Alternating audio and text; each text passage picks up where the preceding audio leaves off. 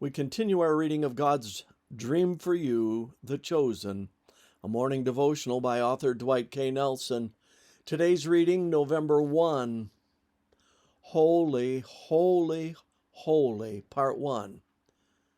That's Holy, followed by Holy, followed by Wholly, Part 1. For the Lord has chosen Jacob for himself, Israel for his special treasure. For I know that the Lord is great, and our Lord is above all gods. Psalm 135, 4 and 5. I'll never forget that afternoon as long as I live. The countdown clock was ticking toward the first Sabbath of a new school year, but on Thursday, as I sat at my study desk, commentaries and books piled high, the sermon just wasn't coming. Everywhere I turned, I kept running headlong into a subject that I had no heart to plunge into.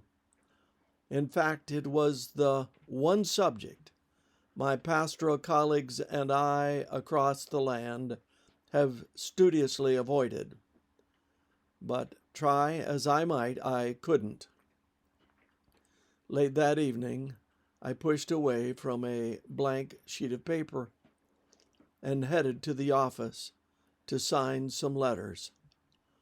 Before returning home, I stepped into the dark sanctuary. I prayed that God would somehow move me past the mental logjam and give me a sense of what He wanted me to preach on opening Sabbath. But the next morning, my calendar was packed.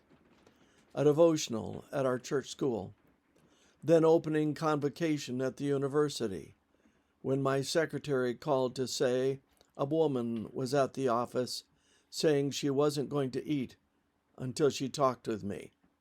Now, there's a new dieting twist.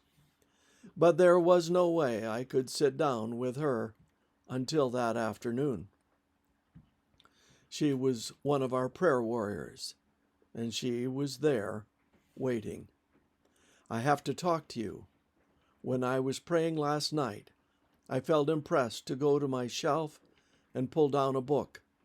And then, after further praying, the Lord impressed me to tell you that this is what you should preach on this Sabbath. By now, electricity was running up and down my spine. Let me see that book.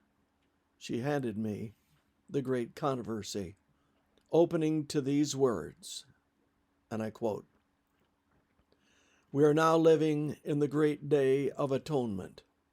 Solemn are the scenes connected with the closing work of the atonement.